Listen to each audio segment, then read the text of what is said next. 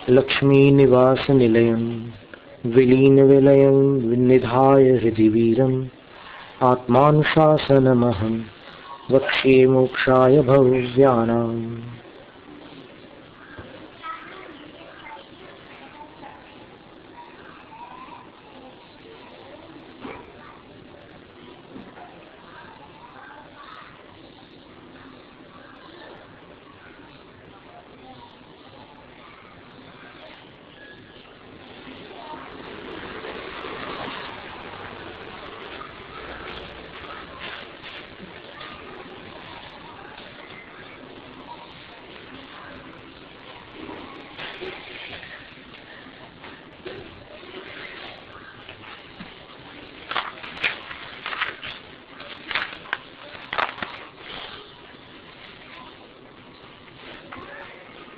अब आत्मानुशासन का 16वां काव्य है।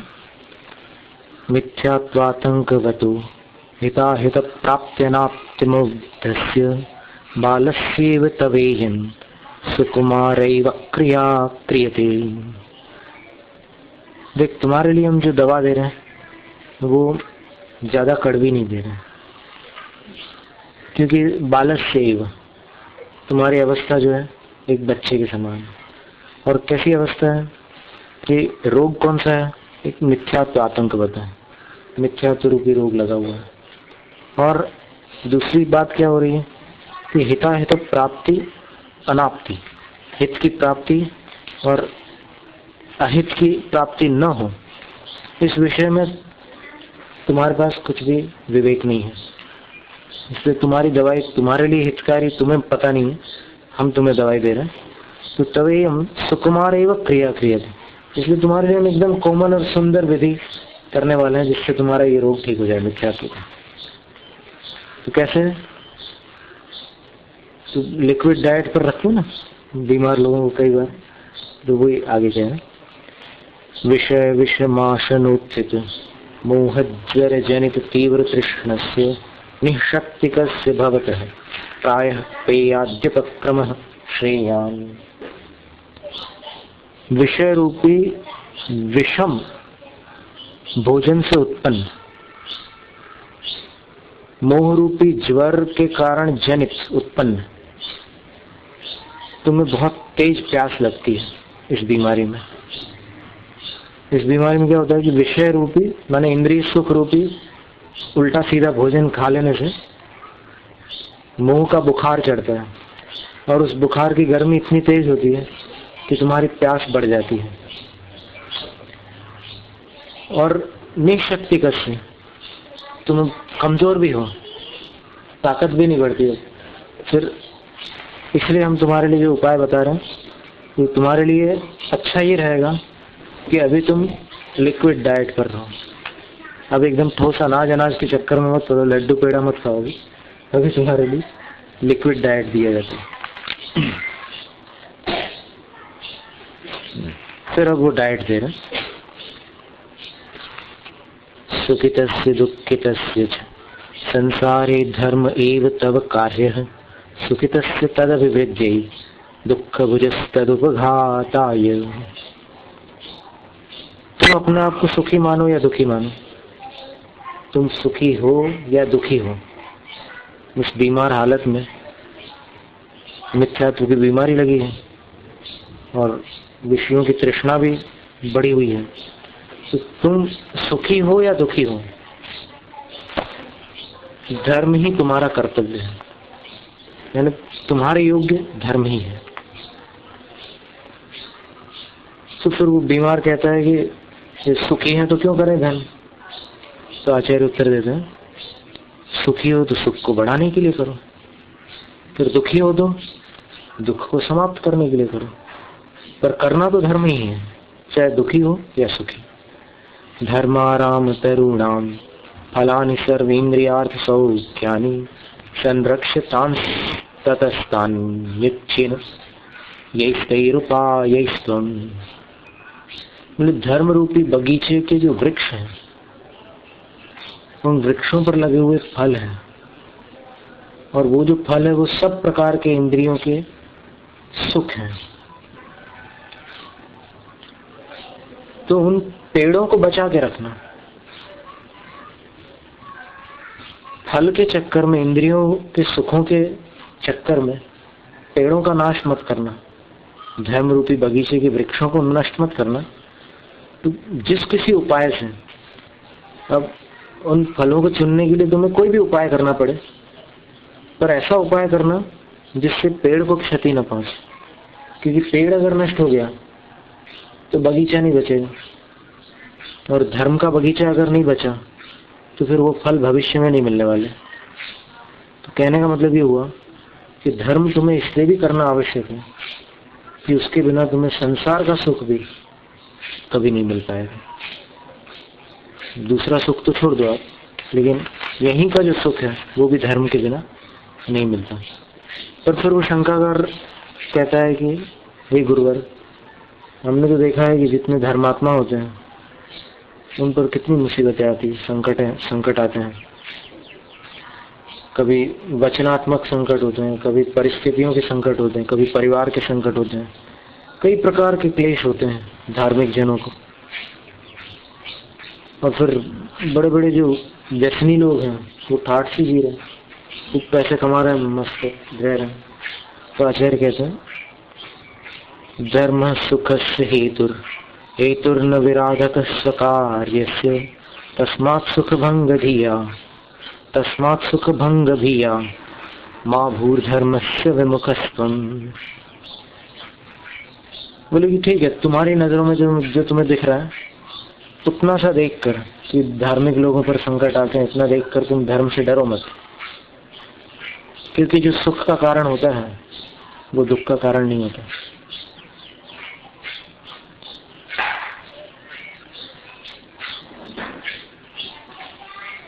इसके और भी उदाहरण हो सकते हैं, लेकिन यहाँ पर आचार्य ये कह रहे हैं कि सुख का हेतु धर्म है, और जो हेतु है किसी कार्य का वो उस कार्य का नाश कैसे कर सकता है।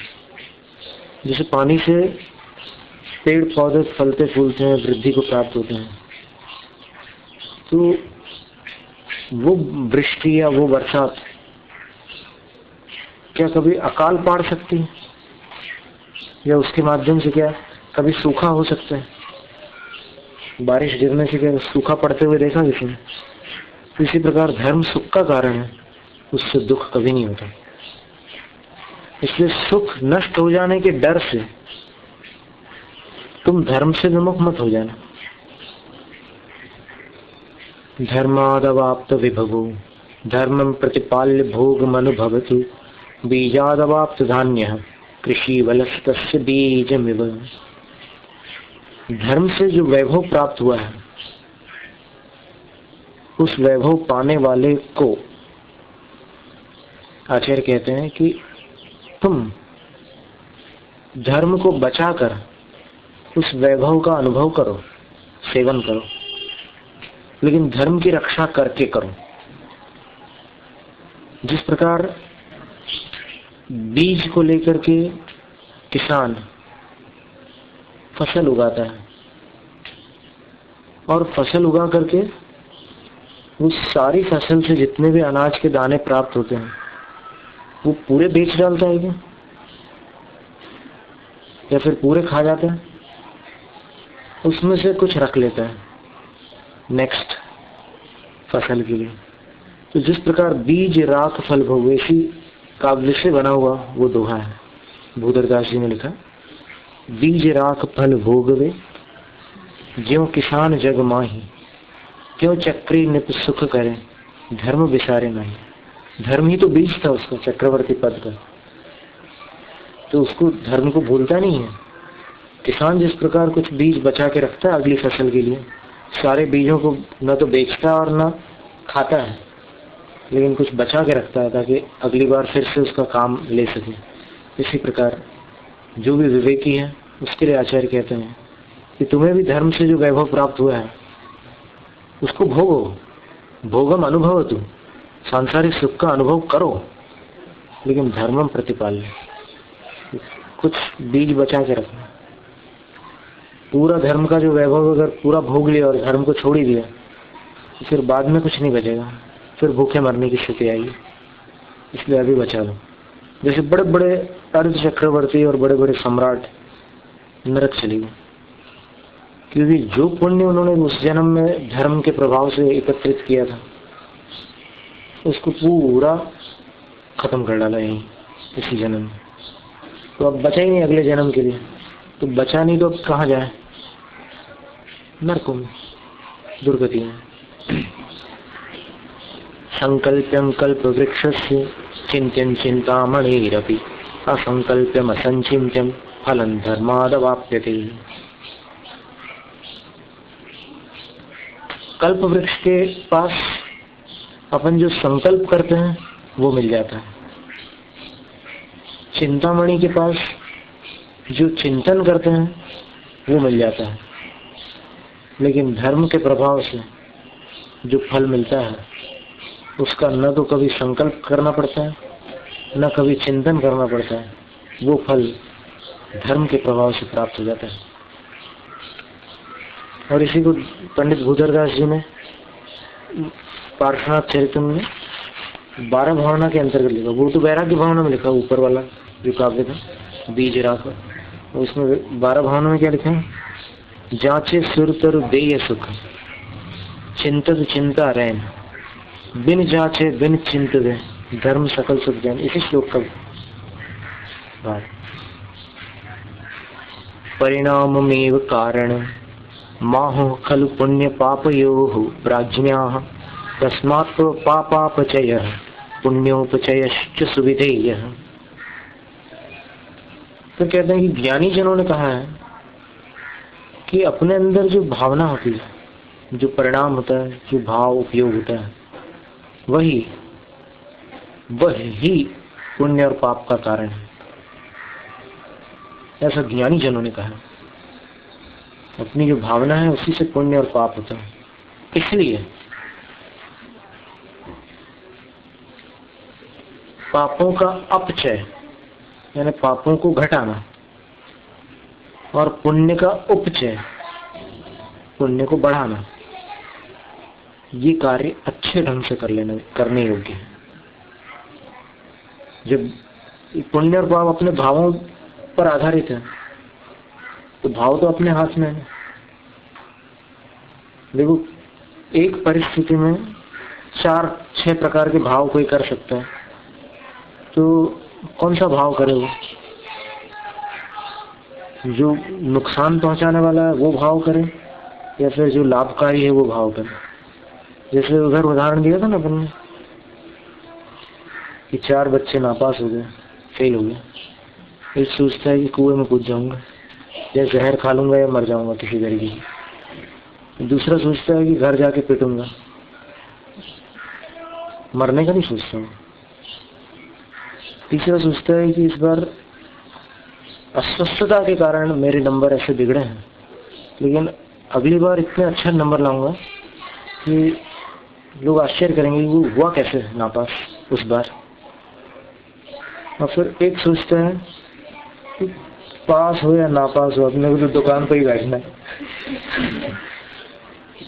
तो क्या है कि घटना एक है नापास होने की, लेकिन भावना अलग अलग है।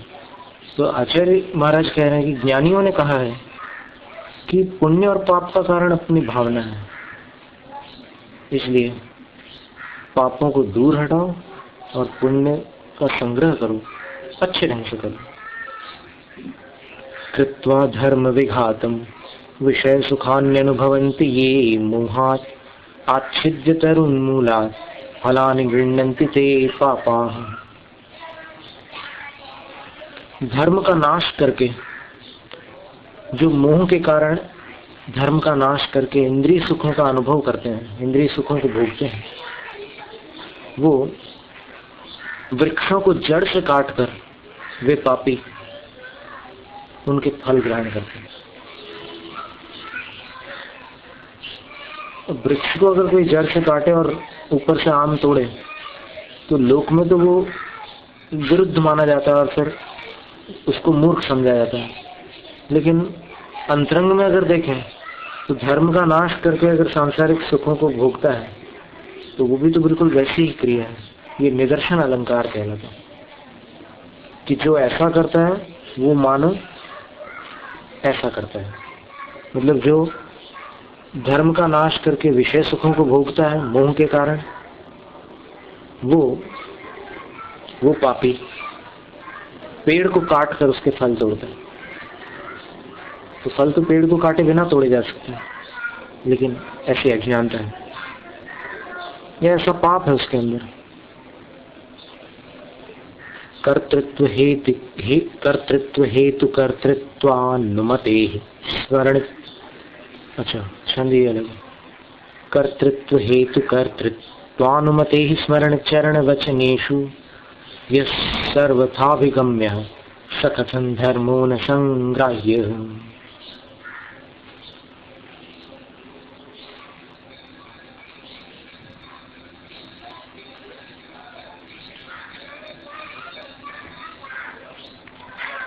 स्मरण, आचरण और कथन, इन सब में जो कृत कार्यता और अनुमोदना की अपेक्षा सर्वथा हितकारी है और स्वीकार करने योग्य है, उस धर्म का संग्रह क्यों न किया जाए। अर्थात धर्म का संग्रह अवश्य करने योग्य है। जो खुद करो तो भी अच्छा है, किसी और से कराओ तो भी अच्छा है, कोई करता हो उसका समर्थन करो तो भी अच्छा है। तो सब प्रकार से जो अच्छा है, इतनी अच्छी चीज को अपन क्यों ना अपना ले, तो वो धर्म क्यों न संग्रहित करने योग्य है अवश्य। फिर देखो धर्म की महिमा क्या है व्यावहारिक दृष्टि से। धर्मो वसीन मनसि यावदलं सतावद धन्तान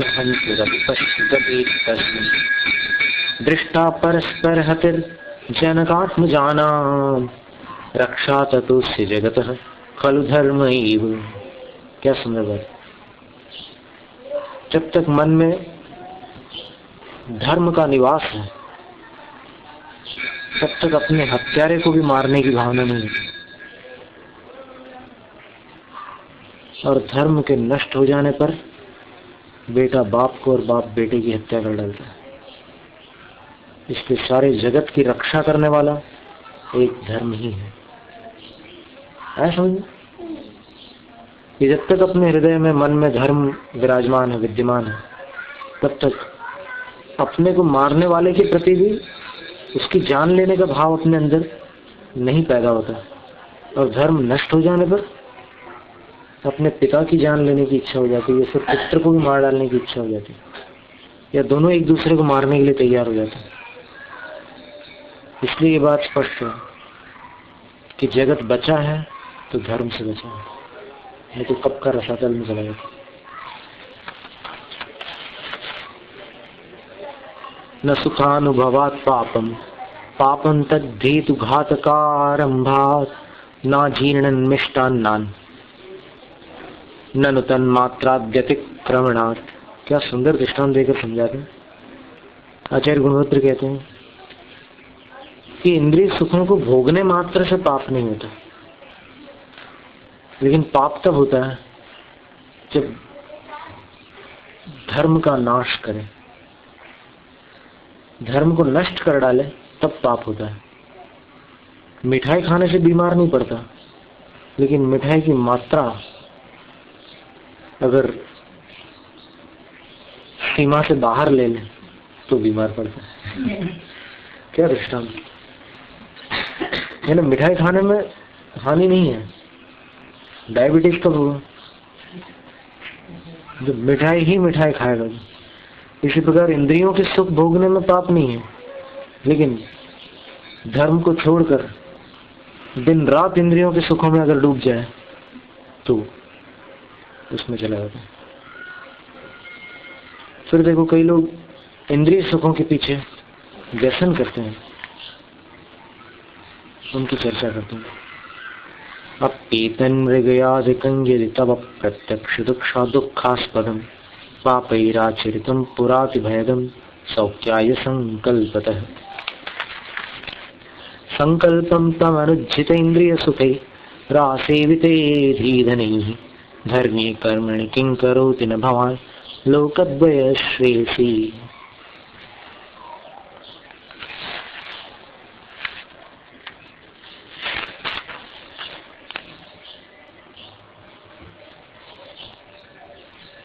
और देखिए कि ये जो मृगयादिकम, शिकार आदि व्यसन है, जो प्रत्यक्ष ही दुख के स्थान है, तड़प तड़प करके वो जिसका शिकार किया जाता है उसकी मौत होती है, और पापी लोग जिसका आचरण करते हैं और भविष्य में अत्यंत भय प्रदान करने वाला है, अर्थात शिकार का फल दुर्गति है। और सिर्फ कल्पना मात्र में लगता है कि कितना सुंदर चमड़ा मिलेगा शिकार करने से, तो उस चमड़े के पीछे अगर तुम इतना बुरा काम करने को तैयार हो जरा से सुख के लिए, तो फिर तुम धर्म कार्यों में क्यों नहीं रुचि लेते? उससे तो तुम्हें इस जन्म में भी सुख मिलेगा और अगले जन्म में भी सुख मिलेगा। और बुद्धिमान लोग जिसका सेवन करते हैं, भले उन्होंने इंद्रिय सुखों का त्याग न किया हो, भले वो त्यागी व्रती न हो, लेकिन फिर भी जिसका बुद्धिमान जन सेवन करते हैं और जो दोनों भावों में सुख देने वाला है, उस धर्म को छोड़कर तुम शिकार आदि से जरा जरा से कुछ ऐसी चीजें प्राप्त करके सुखी होना चाहते हो, ये बुद्धिमानी नहीं है। भीत मूर्तिर्गतत्राणा निर्दोषा देह वित्तिका वित्तका दंत लग्न तृणा घ्नन्ति मृगीरण्येषु का कथा। अब देखो इन व्यसनों में कितनी क्रूरता आ जाती है करने वाले के अंदर। बोलते हैं कि पूरी काया जिस हिरणी की कांप रही है, और जंगल में शिकारी से जिसको बचाने वाला कोई है नहीं, और जिसने शिकारी का कुछ नहीं बिगाड़ा, और जिसके पास शरीर ही उसका धन है और कोई परिग्रह नहीं है, और जिसके दांतों में घास के तृण फंसे हुए हैं,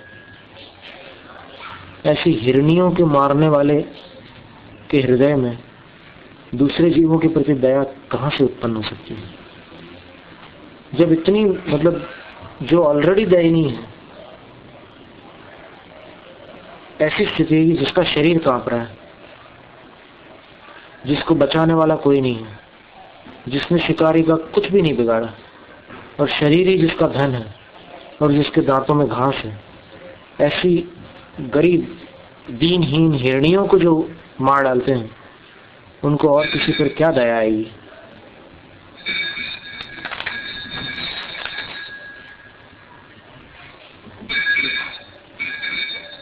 पैशन्य दैन्य दंबस स्तेयानृत पातकादि परिहारात लोकद्वय हितमर्जय धर्मार्थ यश सुखायार्थम।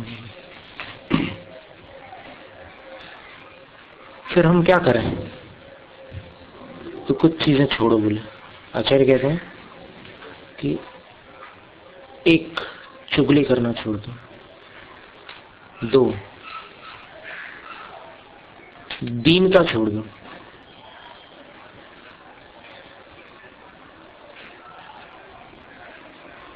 3, ठगना छोड़ दो। फिर चोरी छोड़ दो।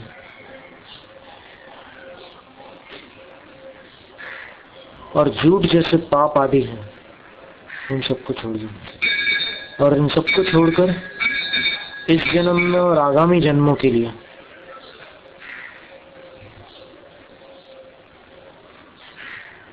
धर्म, अर्थ, यश और सुख की आमदनी के लिए तुम कुछ पुण्य कमा लो। आज कुछ धर्म कर लो। चुगली, दीनता है ना, एकदम अपना स्वाभिमान छोड़ देना।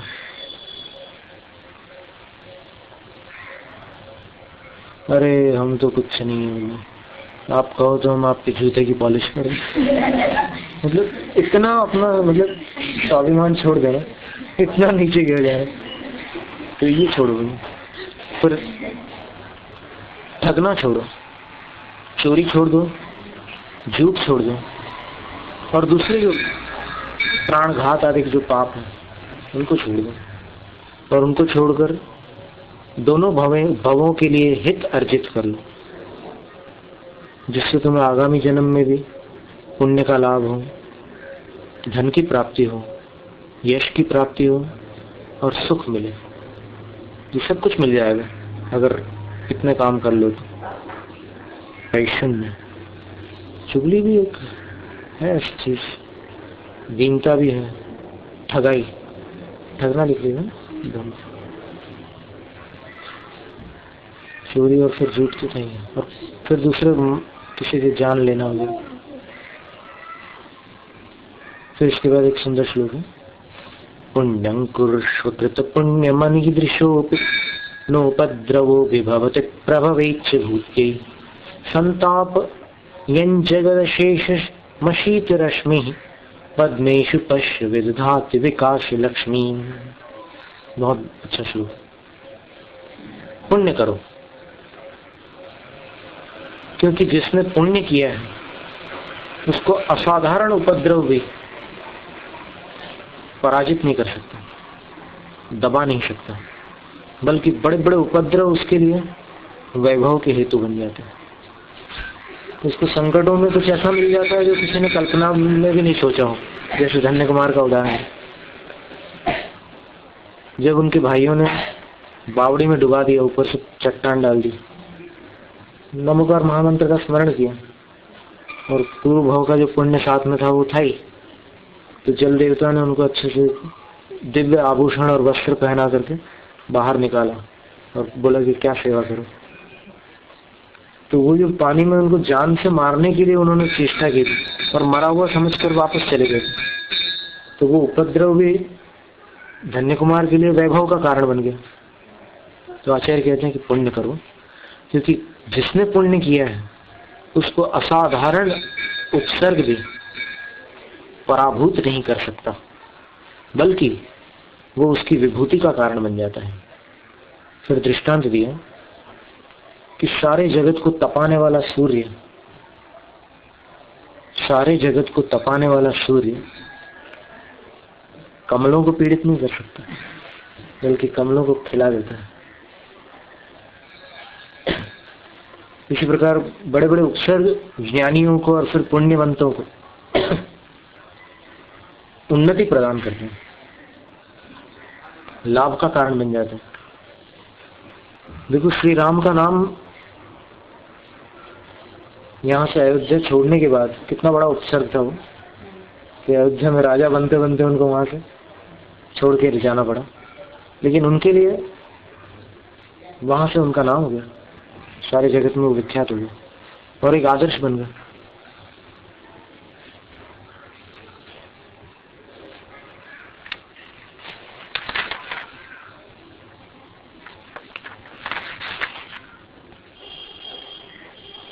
वो फिर कोई कहता है कि हम तो पुण्य पाप आपको कुछ नहीं मानते, बोले हम तो अपने बाहुबल को मानते हैं, जब चाहे जब जो हम चाहते हैं वो सब हो जाता है।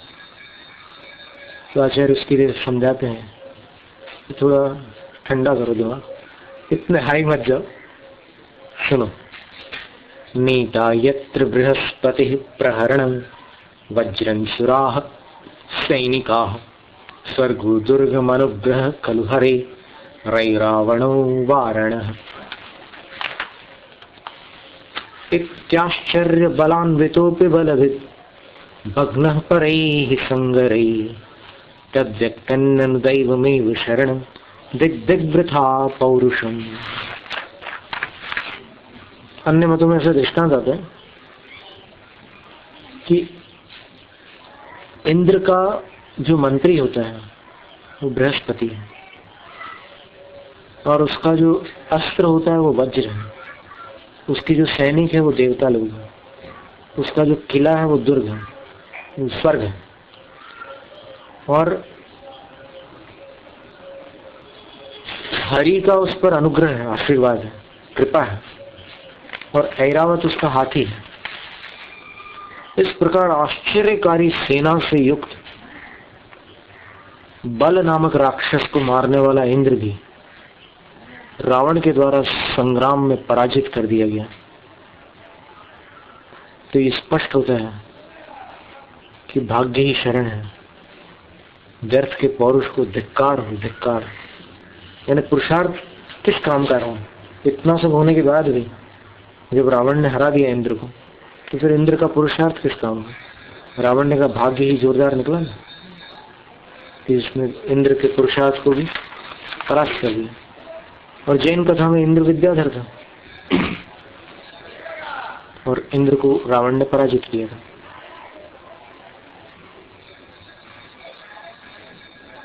फिर इसके पश्चात कहते हैं कि आज भी कुछ ऐसे हैं सत्पुरुष जो इस पृथ्वी पर विचरण करते हैं, वे सोए हुए भाग्य को जगा देते हैं संसारी जीवों के। वो कौन है? भर्तारः कुल पर्वता इव भू मोहं विहाय स्वयं रत्नानां निधयः पयोधयैव व्यावृत्त वित्तस्पृहाः स्पृष्टाः कैरपि नो नभो विभूतया विश्वस्य विश्रान्तये सन्त्यद्यापि चिरन्तनान्तिकचराः सन्तः कियन्त्योप्यमीम्।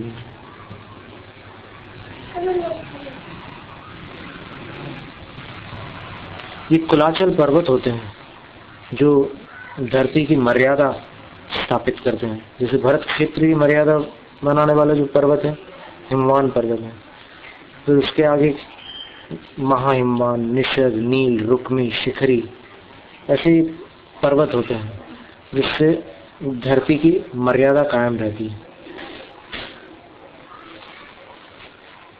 तो उन पर्वतों के समान स्वयं मोह को छोड़कर जो संसार की मर्यादा बनाए रखते हैं, रत्नानां निधय पयोधयैव एवं व्यावृत्त वित्तस्पृहा, और जो रत्नों के भंडार होकर के भी समुद्र के अंदर जिस प्रकार रत्न भरे होते हैं, लेकिन समुद्र को उन रत्नों से या धन आदि से कोई प्रेम नहीं होता, वैसे जो रत्नों के भंडार हैं लेकिन धन दौलत की इच्छाओं से रहित है।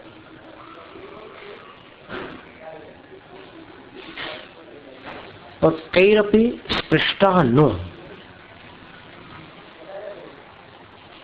जिनको कोई छू नहीं सकता, जैसे आकाश को कोई छू नहीं सकता, अमूर्त है, अरूपी है, वैसे जिनको कोई छू नहीं सकता फिर भी विश्वस्य विश्रांते, आकाश सबको स्थान देता है। आकाश को कोई नहीं पकड़ सकता लेकिन आकाश सबको स्थान देता है। उसी प्रकार जो जिनको कोई नहीं छू सकता लेकिन जो सबको विश्रांति प्रदान करते हैं, ऐसे पूर्वकालीन महामुनियों के चरण चिन्हों पर चलने वाले आज ये प्रत्यक्ष में कुछ साधु विद्यमान है।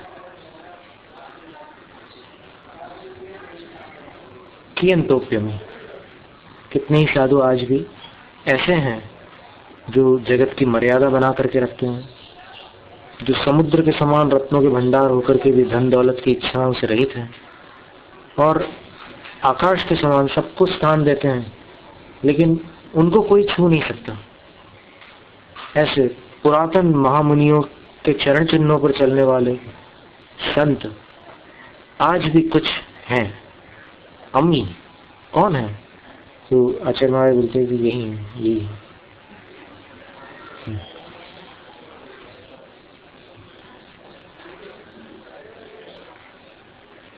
पिता पुत्रं पुत्रः पितरमभिसन्धाय बहुधा विमोहादिहेते सुखलवमवाप्तुं नृपपदम् अहो मुग्धो लोको मृतिजनन धनिष्ठान्तर्गतो न पश्यत्यत् शान्तं तनुमपहरन्तं यममिममुम्।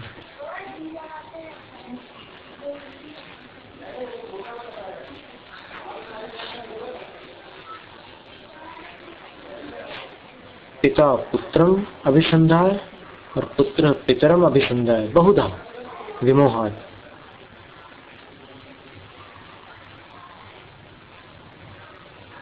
पिता पुत्र को ठग करके और पुत्र पिता को ठग करके, बहुत प्रकार से ठग कर, केवल अपनी मोह तृष्णा के कारण, जिसमें थोड़ा सा सुख है, ऐसे राज सिंहासन को पाने की चेष्टा करते हैं। यानी राज सिंहासन के लिए पिता पुत्र को और पुत्र पिता को ठगते हैं। ऐसे कई उदाहरण मिलेंगे आपको। कुछ अच्छे उदाहरण भी हैं, कुछ ऐसे खराब उदाहरण भी हैं। जैसे आपको पता है कि जब श्रीपाल लौट कर गया है तो फिर उनके काका वीरदमन ने बोला था कि ये राज्य से कटोरे में नहीं मिलता, राज्य को प्राप्त करने के लिए युद्ध किया जाता है।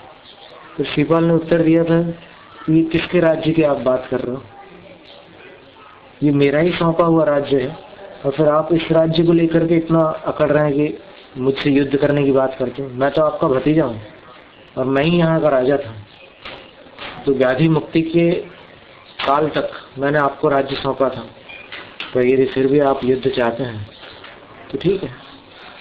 तो युद्ध में हरा दिया था हमने।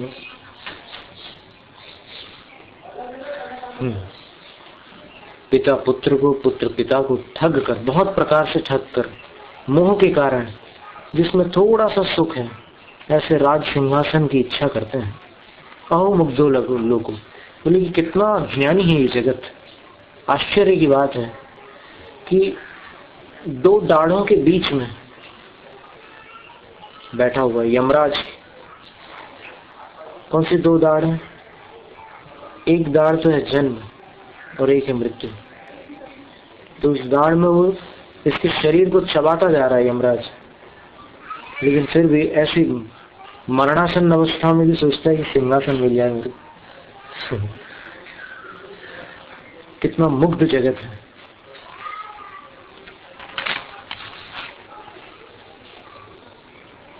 अंधादयम महानंदो विषयांधी कृते क्षण चक्षुषांधो न जानाति विषयांधो न केनचित। अंधे से बड़ा अंधा,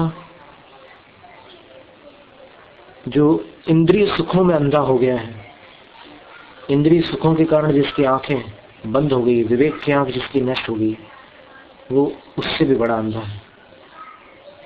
जो नेत्रों से अंधा है उससे बड़ा अंधा विषयांध है। क्यों? वो सिर्फ आंख से नहीं देख रहा है और ये कहीं से नहीं देख रहा। विषयांध प्राणी जो है वो कहीं से नहीं देख रहा है, न बुद्धि से देख रहा है और कहीं से नहीं, विवेक से भी नहीं देख पा रहा।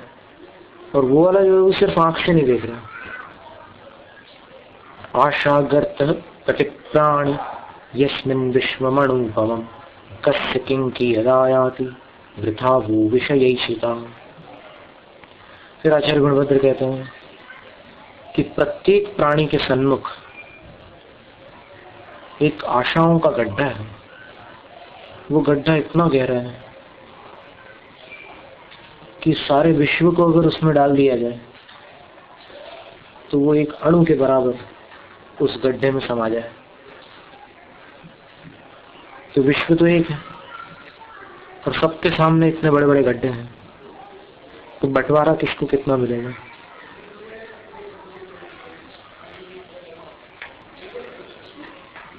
यानी ये एक पेंसिल देनी हो गिफ्ट में किसी को और 50 लोग लाइन में खड़े हो, यहाँ से लेकर सीढ़ियों पर नीचे ऐसे गेट के बाहर और वहाँ मंदिर में, तो किसको कितना मिले? तो इसी प्रकार संसारी प्राणियों की आशा है इतनी अधिक है कि एक एक प्राणी के सामने इतना बड़ा गड्ढा ऐसा होगा कि सारा जगत उसमें अणु के बराबर दिखाई देगा। तो जब एक प्राणी के गड्ढे में ही अणु बराबर है तो सबके लिए क्या क्या बटे, इसमें क्या क्या मिले? तो बोलते हैं कि व्यर्थ है, तुम्हारे विषयों की जो अभिलाषा है वो व्यर्थ है, कुछ नहीं होने वाला उससे। आयु श्रीव पुरादिकं यदि भवेत् पुण्यम पुरोपार्जितं स्यात् सर्वं न भवेन्न तच्च नितरा मायासितेऽप्यात्मनि इत्यार्याः सुविचार्य कार्यकुशलाः कार्येत्र मन्दोद्यमाः द्रागागामि भवार्थमेव सततं प्रीत्यायतन्ते तराम्। आयु है, लंबी आयु, लक्ष्मी धन संपत्ति है और सुंदर शरीर आदि।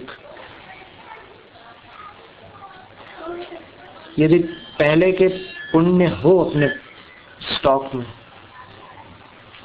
अपने खाते में अगर पुण्य हो तो ये सारी चीजें होती हैं अपने पास। लंबी आयु भी मिलती है, धन संपत्ति भी मिलती है, शरीर आदि भी अच्छे मिलते हैं, पुण्य पुराना हो तो। और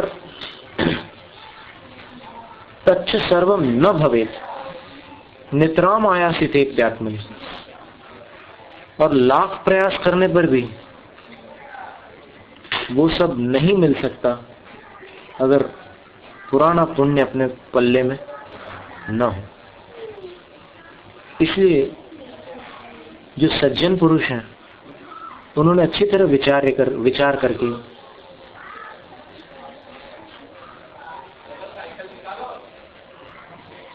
अच्छा ये संबोधन दे रहे हैं, नहीं ये बतला रहे हैं कि इसलिए जो सज्जन है, कार्य कुशल है, वो अत्र कार्य मंदोद्यम, आयु बढ़ाने का कार्य, पैसा इकट्ठे का करने का कार्य, शरीर को अच्छा बनाने का कार्य, इन सब कार्यों में वो पुरुषार्थ नहीं लगाते अपना। वो तो द्राग आगामी भवार्थ में सततम प्रीत्यार्थ, बड़े प्रेम के साथ अपना अगला जन्म सुधार लेते हैं। क्योंकि जब यहाँ आप कोशिश भी कर लो पर पुराने जन्म का कुछ नहीं होगा अपने पास, तो कुछ होना जाना नहीं, तो फिर क्यों वहां शक्ति खराब करें। जैसे किसी का शरीर ऐसा है कि उसकी चाल देखकर किसी को हंसी आती है, देखने वाले को, तो अब वो कितना भी एक्टिंग करके अपनी चाल बदलने का प्रयास करें, लेकिन कहीं ना कहीं पकड़ में आ जाता है। तो अगर विवेकी होगा, गुणवान होगा, तो वो सोचेगा कि अब अभी जो कुछ हुआ है, जो कुछ मिला है उस जन्म का फल, उसको मैं कुछ नहीं करता, वो जैसा है उसको चलने दो, लेकिन अपना अगला भाव में सुधार लूंगा। तो फिर ये सब चीजें अपने आप ठीक हो जाएगी वहां जाकर। अभी मैं क्या कहा तो इसमें माथा पच्ची करूं, गुजराती में माथा कूट शा माटे करूं। अब जैसे किसी को जन्म से टेढ़ी नाक मिली हो तो वो क्या करे, ऑपरेशन कराएगा, और ऑपरेशन बिगड़ गया तो, क्योंकि ऑपरेशन भी पुण्य हो तो काम करेगा, और पुण्य न हो तो कैसे काम करेगा। तो यहाँ आचार्य कहते हैं कि लंबी आयु का प्राप्त होना, लक्ष्मी वैभव संपत्ति का प्राप्त होना और अच्छे शरीर आदि मिलना, ये तभी संभव है जब पहले का पुण्य अपने पल्ले में हो, और न हो तो लाख कोशिश करने पर भी ये सारी चीजें नहीं प्राप्त होती। इसलिए जो सज्जन है और कार्य करने में कुशल है, वो इनको ठिकाने करने में अपना पुरुषार्थ नहीं लगाते। क्या करते हैं, वो तत्काल प्रीतिपूर्वक अपने अगले भाव को सुधार लेते हैं। ये भाव पिछले भाव के कारण बिगड़ा, तो अभी जितना मैं कर सकता हूँ ऐसा कुछ कर लो जिससे अगला भाव तो ना बिगड़े, तो वो ये काम करता है। फिर आचार्य कहते हैं कस्वादो विशेषवसौ कटु विष प्रखेश्वलं दुःखिना यानन्वेष्टुमेव त्वया शिशिकृतं येनाभिमानामृतम् आज्ञातं करणैर्मनः प्रणिधिभिः पित्तज्वराविष्टवत् कष्टं रागरसैः सुधीस्त्वमपि सन् व्यत्यासितास्वादनः। क्या बढ़िया बात है। लेकिन कड़वे जहर के समान इंद्रियों के सुखों में दुखी मनुष्य कौन सा स्वाद खोज रहा है? क्या कड़वे जहर जैसे इंद्रिय सुखों में दुखी मनुष्य किस स्वाद की खोज करता है, और खोज भी कैसी कर रहा है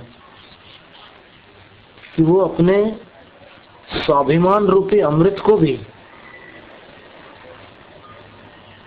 मलिन कर डालता है।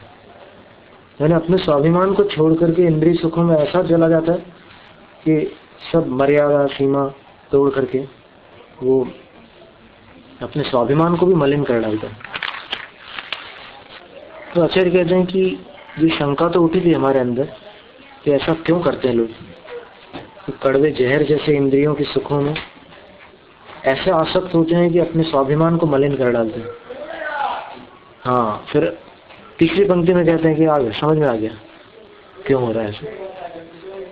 तो बोले जैसे किसी का पित्त बिगड़ जाता है, तो पित्त बिगड़ जाने के कारण क्या होता है, उसका स्वाद बदल जाता है मुंह का, और स्वाद बदल जाने के कारण क्या होता है कि उसको अगर पेड़ा खिलाया जाए तो वो पूछेगा कि इसमें कौन सी दवा डाली है, काफी कड़वी लग रही है। तो उसको मिठाई भी कड़वी लगती है जिसका स्वाद पित्त से बिगड़ गया। बस अब हमारी समझ में आ गया कि इंद्रियों के कारण, मन के कारण और राग रस के कारण तुम बुद्धिमान होकर के भी भटक गए। अभी बाद में आना है, स्वाध्याय बहुत मंगलमय चल रहा है, इसलिए अभी बाद में आना, क्योंकि इसमें कर्म बंद होगा अनावश्यक रूप से।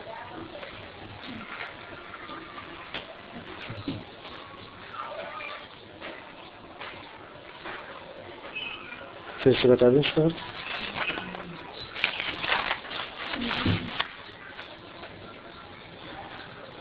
दुखी मनुष्य कड़वे विष के समान जो इंद्रिय सुख है उनमें कौन सा स्वाद ढूंढता है, और जिसको ढूंढने के लिए वो अपने स्वाभिमान रूपी अमृत को भी मलिन कर डालता है, यानी अपना स्वाभिमान भी छोड़ देता है। जैसे रावण, सीता में उसने ऐसा कौन सा सुख देख लिया कि जिसके कारण उसने अपनी सब मर्यादाओं को छोड़कर एक पर स्त्री का अपहरण करके उसको पटरानी बनाने का उपक्रम किया। आचार्य कहते हैं कि अब मेरी समझ में आ गया तुम ऐसा क्यों करते हो, क्योंकि इंद्रिय और मन के तुम अधीन हो गए हो। तो जिस प्रकार पित्त ज्वर बिगड़ जाने के कारण मुंह का स्वाद बिगड़ जाता है तो मिठाइयाँ भी कड़वी लगती है, बस उसी प्रकार तुम्हारी भी अवस्था हो गई है कि तुम्हारा स्वाद बिगड़ गया है, इसलिए तुम्हें धर्म कड़वा लगता है। और धर्म कड़वा लगने के कारण धर्म मीठा है, और जो कड़वे इंद्रिय सुख है वो तुम्हें मीठे लगते हैं, यानी उलट गया स्वाद राग रस के कारण। अनिवृत्तिर जगत सर्वं मुखादव शिनष्टियत् तत्तस्याशक्ति तो भोक्तुं वितनुर्भानुसोमवत्।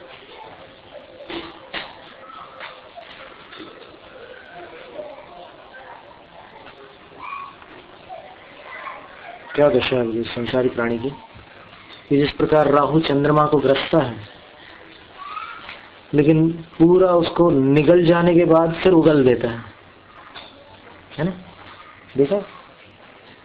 अब ये समझने का दृष्टांत है, आप एकदम साइंस में मत चले ना। जैसे राहु ने चंद्रमा को ग्रसा, तो चंद्रमा पहले पूरा गोल था, फिर इतना उसने ग्रस लिया, फिर और ग्रसा और ग्रसा और ग्रसा, फिर इतना ग्रस लिया उसने, पूरा ही निगल लिया, तो अब उगल देता है उसको, तो यहाँ से फिर खुलना चालू हो जाता है और ऐसा हो जाता है। संसारी प्राणी की यही दशा है कि जितना कुछ मिलता है सब कुछ पा लेना चाहता है, पर अब आचार्य कहते हैं कि जब ये सब कुछ पाना चाहता है तो फिर छोड़ा क्यों है इसने, नहीं है समझ में, कि जब इसको सब कुछ खाने की इच्छा है तो फिर बचा क्यों है रसोई में। तो बोले कि ताकत नहीं खानी मर जाएगा खाएगा। इच्छा इतनी है कि सब कुछ खा जाऊं, लेकिन ताकत इतनी है कि बस उससे ज्यादा नहीं खा सकता। तो ये है संसारी जीव की तृष्णा, इतनी आकांक्षा रहती है इसको कि ये मिल जाए वो मिल जाए, ये मिल जाए वो मिल जाए, लेकिन पचाने की ताकत नहीं।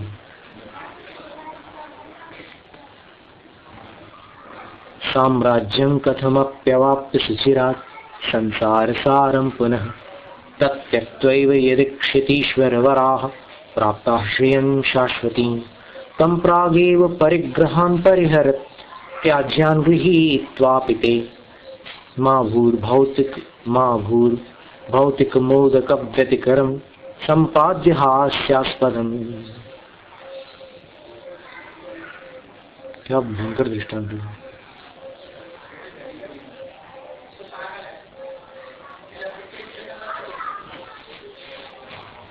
कितनी भी कठिनाई से प्राप्त किया हुआ चक्रवर्ती पद हो, संसार में सारभूत हो, यानी श्रेष्ठ हो, उस पद को पाकर भी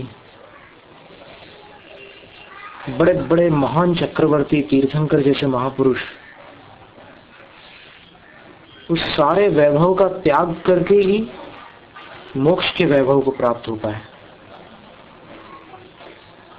तो जो बड़े से बड़े सुख को छोड़कर ही मोक्ष मिलने वाला है, तो तुम्हें तो मिला नहीं है वैसा कोई सुख। तुम चक्रवर्ती भी हो नहीं, तुम राजा भी नहीं हो, तुम अपने घर के भी शायद ही राजा हो। तुम्हारी स्थिति ऐसी है। तो देखो, जब इतने बड़े बड़े महापुरुषों ने इतना विस्तृत ठाट बाट छोड़कर मोक्ष को प्राप्त किया, तो तुम्हें तो कम छोड़ना पड़ेगा। इसलिए तुम्हारा रास्ता तो सरल है।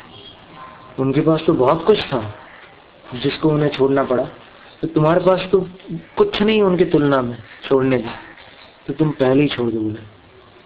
तुम्हें बहुत जल्दी तुम छोड़ दोगे, तुम पहले ही छोड़ दो, क्योंकि अगर तुम ग्रहण भी कर लोगे चक्रवर्ती का पद, तो भी अंत में तो छूटना ही वाला है। तो पहले क्यों नहीं छोड़ देते?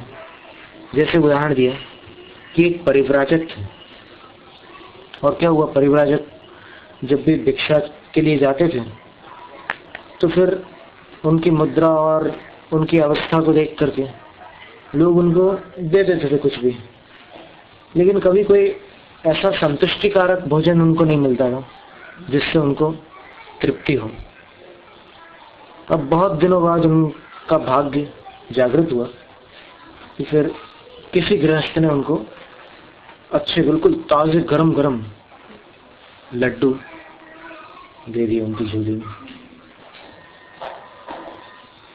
तो लड्डू की खुशबू से वो उनका मन विचलित हुआ, और ऐसे चलते चलते वैसे आंख बंद करके ऐसा खुशबू ले ही रहे थे कि नीचे एक पत्थर आ गया, और उस पत्थर से ठेस लगी तो वो गिरे।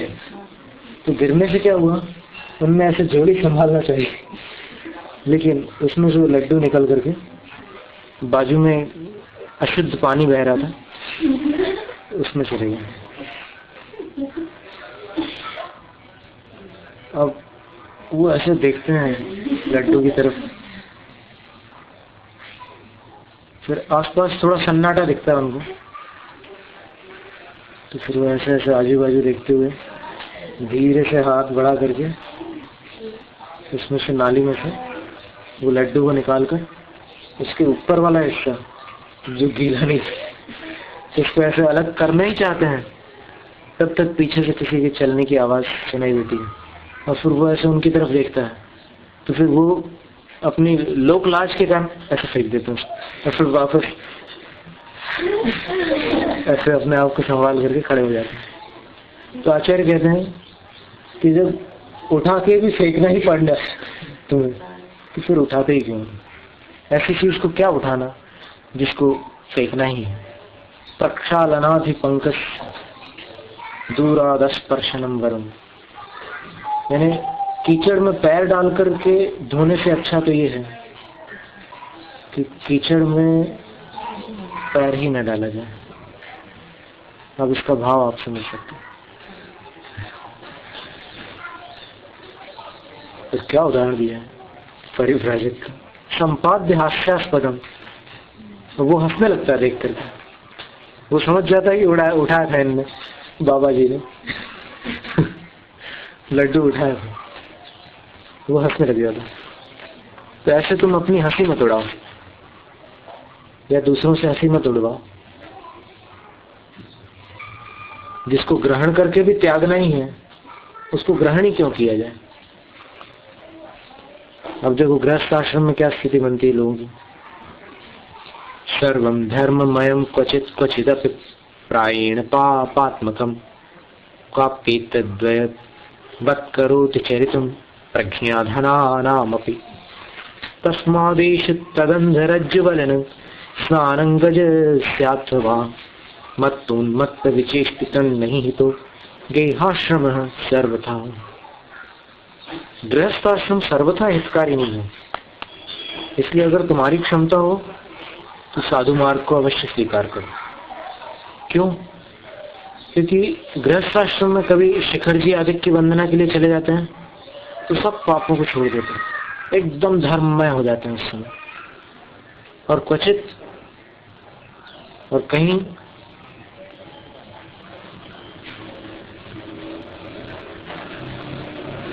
पाप में ही डूब जाते हैं।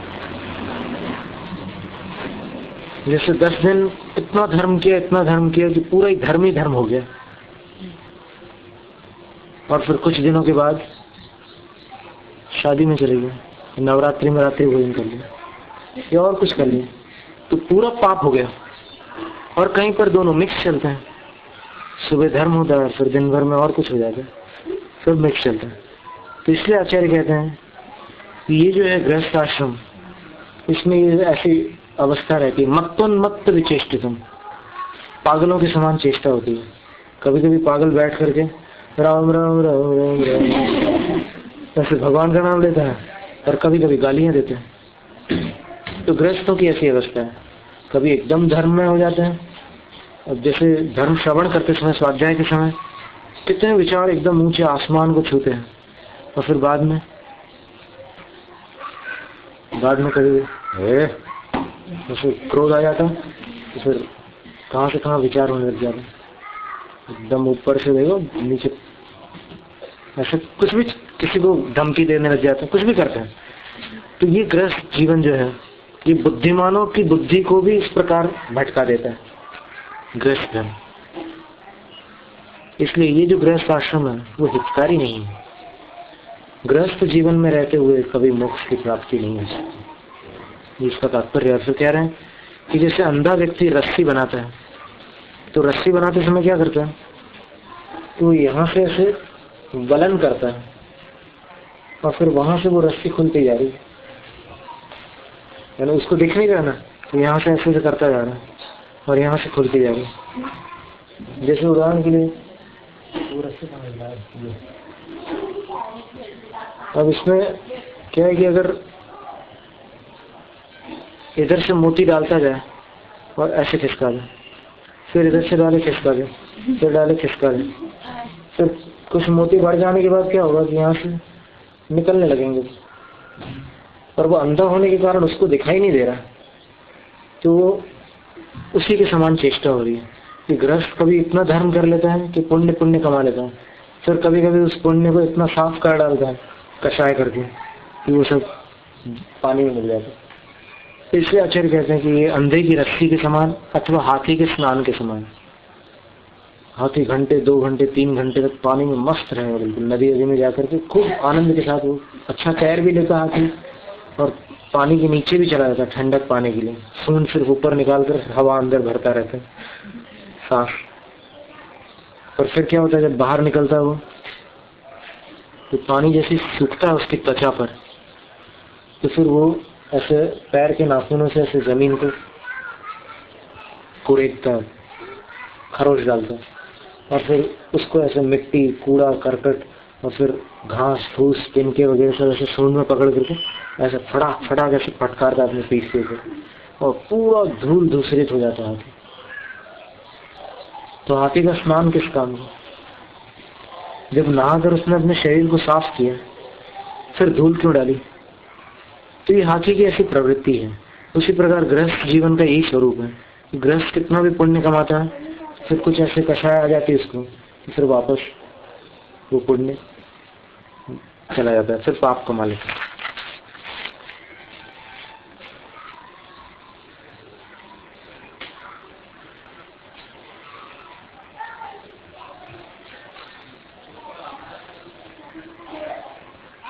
बस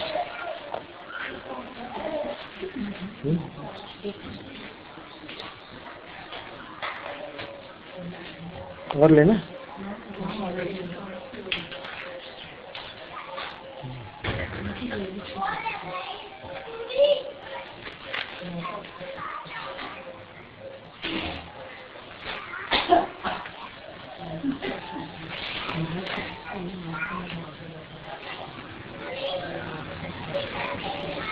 जैसे एक से एक कारिकाएं इसमें अमृत स्वरूप है।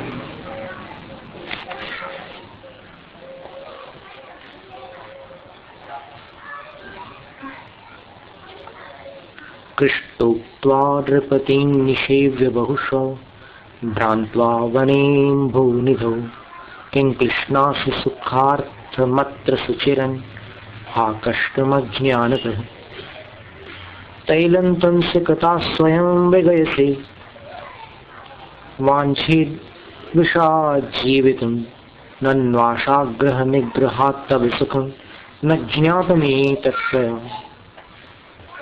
खेती किसानी करके, बीज बोकर और राजाओं के यहाँ सेवा करके, सर्विस करके, और बहुत बार यहाँ वहाँ जंगलों में समुद्रों में भटक भटक कर सुख पाने के लिए तुम बहुत लंबे समय तक क्यों कष्ट उठा रहे हो? इतने समय तक तुम क्यों परेशान होते सुख पाने के लिए? हाँ, कष्टम अज्ञान का, अज्ञान के कारण तुम ये सब कर रहे हो। ये तुम्हारी स्थिति देख करके हमें दुख होता है, हमें कष्ट होता है। बड़े कष्ट की बात है कि तुम ये सब काम करके सुखी होना चाहते हो। तुम बालू के कणों में से तेल निकालने की कोशिश कर रहे हो, क्योंकि इन सब चेष्टाओं से सुख प्राप्त होता नहीं, अथवा विष खाकर तुम अधिक जीने की इच्छा करते हो। पर ये बात तुम्हारी समझ में नहीं आती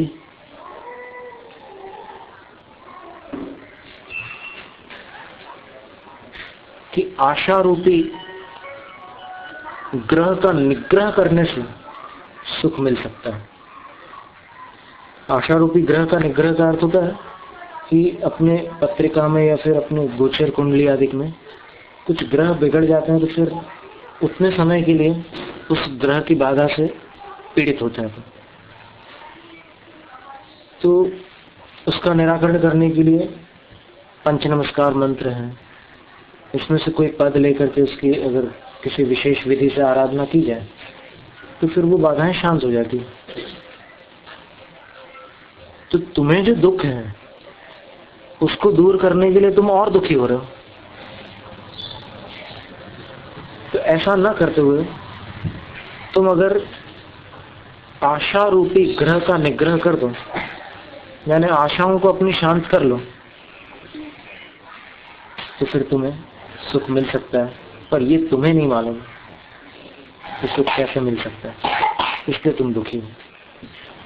आशा हुता क्षणग्रस्त वस्तु चैर्वंशजान जनाः हा किलेत् सुखच्छायां दुःख घर्मापनोदिनः।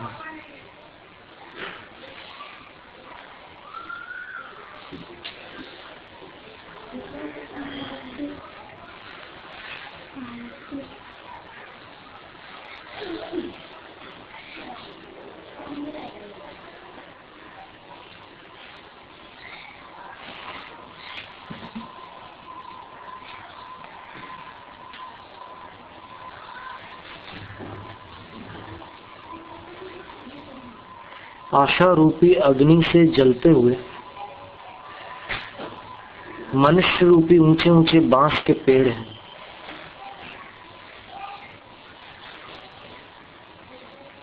और सुख शांति पाने के लिए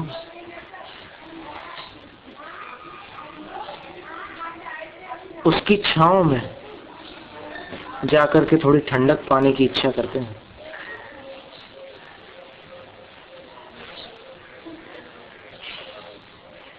दुख रूपी धूप से बचने के लिए वो इस छांव में आते हैं।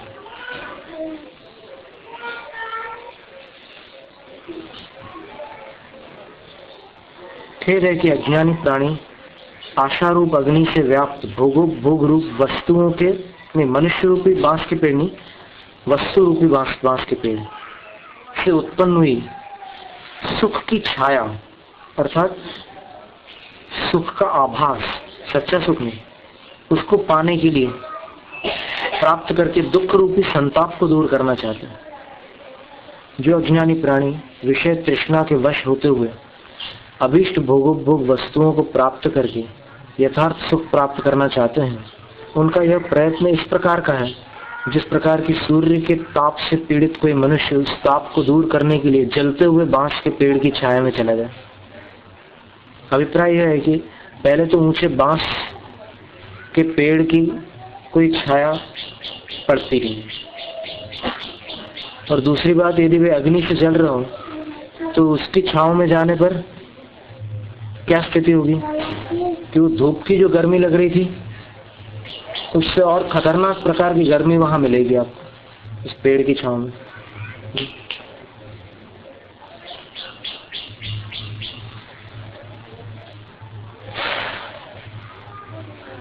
खातेभ्यास जलाशयाज निशिला प्रारब्ध निर्वाहिणा भूयो भेदि रसातलावधि तत कृच्छ्रात् सुतुच्छं किल क्षारं वार्युदगात् तदप्युपहतं पूतिक्रमिक श्रेणिभिः शुष्कं तच्च पिपासतोस्य सहसा कष्टं विधेश्चेष्टितम्। देखो, पूर्व भाव के कर्मों की चेष्टा कितनी विचित्र होती है कि अगर अपने खाते में अपने पास बैलेंस ना हो तो फिर चेक काटा नहीं जा सकता। वहाँ बैंक में कुछ हो तब तो चेक काट सकते हैं। और यहाँ क्या कह रहा है दृष्टांत कि किसी मूर्ख और अभागे प्यासे मनुष्य ने सोचा कि चलो थोड़ी जमीन खोदेंगे तो पानी निकलेगा, क्योंकि बहुत लोग खोदते हैं पानी निकल आता है, और उसने सोचा कि यहीं पास में निकल आएगा पानी, तो खुदाई शुरू की, फिर चट्टान निकली अंदर। और उसने क्या सोचा कि मैंने सुना है कहीं महाभारत या रामायण में कि जो वीर पुरुष है वो अपना काम अधूरा नहीं छोड़ते, तो वो चट्टान को और फोड़ता चला जाता, और फोड़ते फोड़ते फोड़ते रसातलावधि नरक तक जब खुदाई हो जाती है, इतनी लंबी खुदाई करने के बाद उसको बहुत मुश्किल से थोड़ा सा पानी मिलता है। अब वो पानी कैसा था? खारा पानी। और उसमें से खारापन किसी उपाय से वो सोचता है कि दूर करूं, तो वो देखता है ये खारेपन के अलावा इसमें कुछ जीव जंतु भी है, और फिर सोचता है कि चलो फिर भी मैं कुछ करके देखता हूँ, क्योंकि काम शुरू किया है तो पूरा करना चाहिए। तो जब तक वो उस पानी को वहां नीचे से ऊपर खींचता है तो वो इतना कम पानी था कि वो खींचते खींचते बीच में ही सूख जाता है। तो जिसने उस जीवन में पुण्य नहीं किया है वो लोभ करेगा तो उसका यही परिणाम निकलेगा। इसलिए बुद्धिमानी यह है कि जिसने पहले पुण्य नहीं किया वो अभी पुण्य करके अगला भाव सुधार ले। अभी इसमें ईर्ष्या करके, लोभ करके या फिर कलुषित होकर, बात ऐसी है कि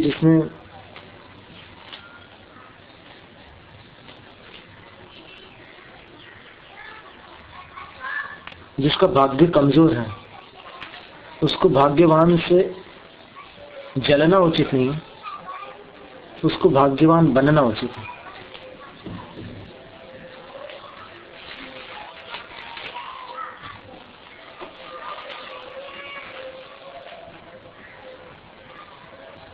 यानी मंद भाग्य को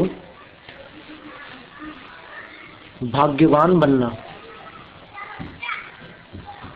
उचित होगा, भाग्यवानों से जलना नहीं। कैसा विचित्र उदाहरण दिया। अभागा मूर्ख प्यासा है, वो सोचते हैं कि निकल आएगा पानी पास में, कई लोग खोदते हैं निकल आता, निकल आएगा, खुदाई चालू करते हैं, चट्टान निकलती है। अब चट्टान निकलने के बाद भी देखो क्या ये एक नियम है कि मूर्ख अक्षर सिद्धि होता है। क्रोधस्य हठवादस्य पर वाक्येश्वरादर श्लोक है ना, मूर्खस्य पंच चिन्हानि गर्वो दुर्वचनं तथा क्रोधस्य हठवादस्य पर वाक्येश्वरादर। तो वो हठी होता है, तो वो क्या सोच करके हट कर रहा है कि जो काम शुरू किया है वीर पुरुष इससे पीछे नहीं हटते। तो बस फिर उस चट्टान को भी फोड़ फोड़ करके इतनी गहरी खुदाई करता है, रसातल आवधि लिखा है मैंने, एकदम इतना गहरा खोदा उसने कि नीचे नरक आ जाए, इतने नीचे तक खोद दिया। तो वहां से थोड़ा सा खारा पानी निकला, तो उसमें भी जीव जंतु। फिर सोचता है कि चलो अब भी मैं पीछे नहीं हटूंगा, तो उसको जब ऊपर लाता है वो तब तक सूख जाता है। तो ये ऐसी स्थिति होती है। तो कष्टम विदेश चेष्टितम, बोले दुख पूर्ण बात है कि भाग्य खराब हो तो चेष्टा ऐसी होती है, या विपरीत भाग्य की ऐसी चेष्टा होती है।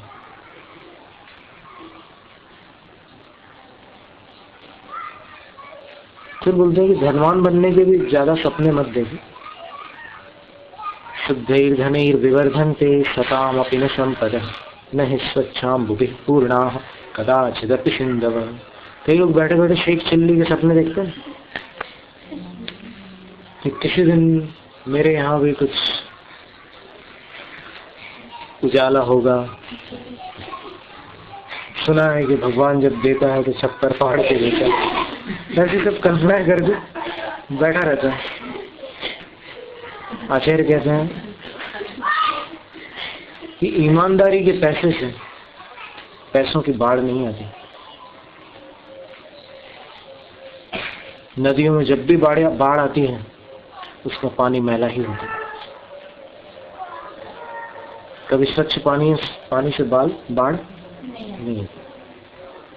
तो इसलिए बहुत ज्यादा पैसा बढ़ाने का चक्कर मत बनो। जितना काम चलता चले, पैसा आता आने दो, लेकिन बेईमानी के रास्ते पर मत जाओ। ये कहना सधर्मो यत्र नाधर्म तत्सुखम यत्र नासुखम तज्ज्ञानम यत्र नाज्ञानम सागतिर्यत्र नागति। धर्म क्या है, सुख क्या है, ज्ञान क्या है और गति क्या है? चार प्रश्न के बहुत सुंदर उत्तर दिए। धर्म क्या है? जिसमें अधर्म नहीं है वो धर्म है। सुख क्या है? जिसमें दुख नहीं है वो सुख। ज्ञान क्या है? जिसमें अज्ञान नहीं है वो ज्ञान है। और गति क्या है? जिसमें आगति नहीं है। गति वो है जहां से वापस नहीं आना होता, वो गति है। और वो गति कौन सी है?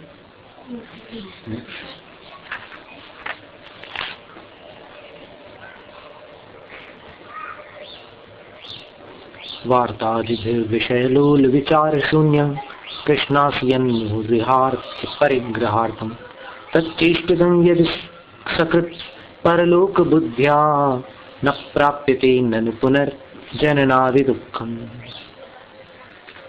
आचार्य कहते हैं कि विचार शून्य होकर, यानी विवेक छोड़कर, खेती, किसानी, दुकानदारी, व्यापार, धंधे, इनके माध्यम से विषयों की आकांक्षा करता हुआ बार बार परिग्रह इकट्ठा करने की इच्छा से जो तू दुखी हो रहा है, परेशान हो रहा है, पीड़ित हो रहा है, उतना श्रम ये जो तू बार बार कर रहा है परिग्रह इकट्ठा करने के लिए, अगर तू एक बार उतना ही श्रम अपना अगला जन्म सुधारने के लिए कर ले तो तू संसार से ही पार हो जाएगा। तुझे फिर अगला जन्म भी नहीं लेना पड़ेगा। अगर इतनी मेहनत जो तू पैसा कमाने में और फिर दुनियादारी में लगाता है, उतनी मेहनत अगर तू यहाँ एक बार कर ले, वहां तो तू दिन रात करता रहता, बार बार करता, उतनी मेहनत अगर तू एक बार यहाँ कर ले अपने अगले जन्म को सुधारने के लिए, तो फिर तुझे अगला जन्म ही नहीं लेना पड़ेगा, तू संसार से पार हो जाएगा। संकल्पेदमनिष्टमिष्टमिदमित्यज्ञात याथात्म्यको बाह्ये वस्तुनि किं वृथैव गमयस्यासज्जकालं मुहुः अन्तःशान्तिमुपैहि यावददय प्राप्तान्तकप्रस्फुरद् ज्वालाभीषणजाठरानलमुखे भस्मी भवेन्नो भवान्। ये अच्छा है, ये खराब है। इस तरह बाह्य वस्तुओं के प्रति यथार्थता को न जानने वाला तू क्यों अपना समय बार बार बर्बाद करता है? तू अंदर से शांति को प्राप्त कर ले, और तब तक कर ले जब तक निर्दय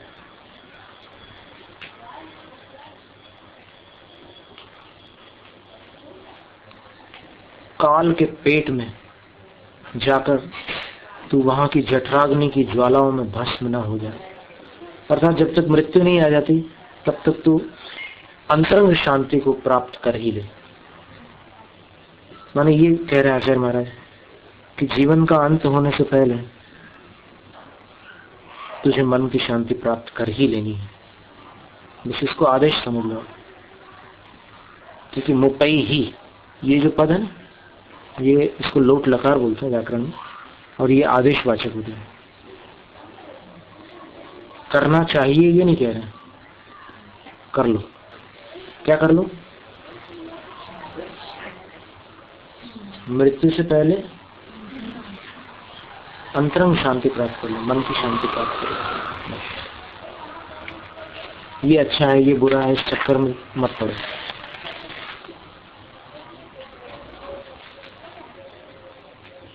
आयातोष्यति दूरमंग परवानाशा सरित प्रेरित किं नावेशि ननु त्वमेव नितरा मेनान्तरेतुं क्षमः स्वातन्त्र्यं व्रजयासि तीरमचिरान् नो चेद्दुरन्तान्तग्राहव्यात्त गभीर वक्त्र विषमे मध्ये भवाब्धेर्भवेः। पराधीन होकर आशा रूपी नदी में बहता हुआ तू यहां तक आ गया है। यहां तक, यानी आज की तारीख, आज का स्थान, यहां तक तो आ पहुंचा है, आशाओं की नदी में बहता हुआ। लेकिन तो भी इस समय तेरे पास नदी तैर कर किनारे पर जाने की शक्ति है। तू अभी सक्षम है, इसलिए अभी तू उन आशाओं को छोड़ दे और जल्दी जल्दी तैर करके किनारे लग जा। वरना क्या होगा? ये नदी अंत में जाकर के भव सागर में मिलेगी। और भव सागर कैसा है? मृत्यु रूपी मगरमच्छ जहां ऐसे मुंह फाड़े हुए बैठे हुए तेरे इंतजार में। तो जब वहां जाकर के तू उनके मुंह में चला जाएगा तब नदी तैर कर किनारा कैसे प्राप्त कर सकेगा? इसलिए अभी तू बहुत दूर बह करके आ गया आशा रूपी नदी में। अब स्वतंत्र होकर के सब परिग्रह, 5 पाप आदि छोड़ करके तैर के किनारे निकल जा, वरना उसमें संसार सागर में वो मगरमच्छ मुंह फाड़े हुए तेरे इंतजार में। आस्वाद्याद्य यदुज्जितं विषयिभिर्व्यावृत्त कौतूहलैः तद्भूयोऽप्यविकुत्सयन् न विलसत्यप्राप्तपूर्वं यथा जन्तु किं तव शान्तिरस्ति न भवान् यावद्दुराशामिमां मंह सन्तति वीरवैर्कृतना श्रीवैजयन्तीं हरेत्।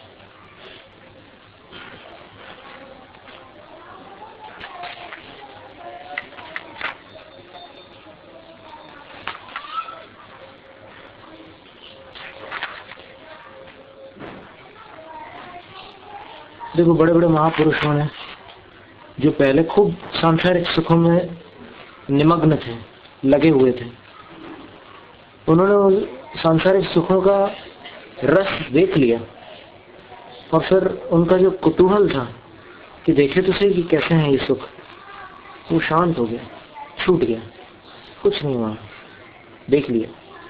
तो उस देख करके जो छोड़ चुके हैं उसको तू निर्लज्ज होकर के उनकी छोड़ी हुई झूठी वस्तुओं के पीछे तू पड़ गया। वो तो छोड़कर चले गए, मोक्ष चले गए, लेकिन तू उन्हीं इंद्रिय सुखों के प्रति आसक्त होकर इस प्रकार डूब गया उनमें कि जैसे तुझे पहली बार मिल रहा हो उसे।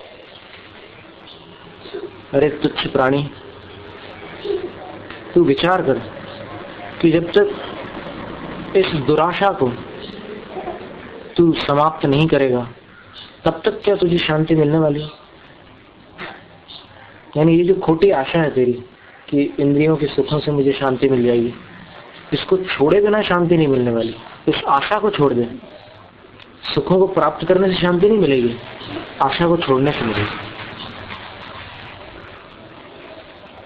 इसलिए आशा टूटने पर निराश होना व्यर्थ है, मूर्खता है।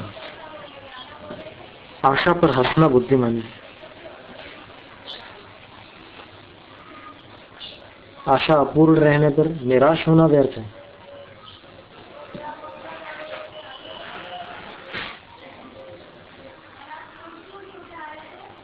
तो इसीलिए ज्ञानी जनों को ऐसे ही होता है हमेशा। आशा की पूर्ण नहीं हुई तो वैसे मुंह लटका के नहीं बैठते।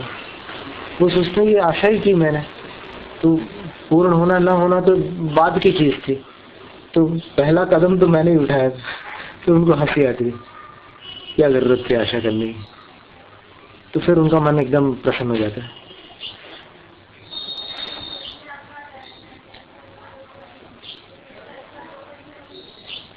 तो ये आशा कैसी है? तो पाप समूह रूपी शत्रु की सेना की पताका के समान। पताका मतलब ध्वजा। तो पापों की जो सेना है उसकी ध्वजा है आशा। तो उस ध्वजा को पहले काट दिया जाएगा यहाँ से, तो फिर सेना का आक्रमण नहीं होगा और फिर शांति मिल जाएगी। क्योंकि ध्वजा कट जाने के बाद में फिर सेना वो हो जाती है, पराभूत हो जाती है।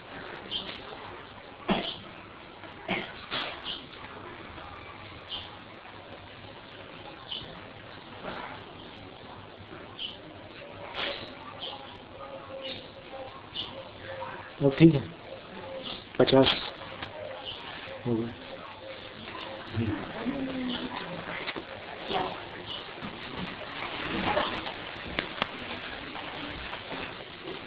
शास्त्र पठन में मेरे द्वारा कहीं कहीं अर्थ वाक्य पर मात्रा चलते सरस्वती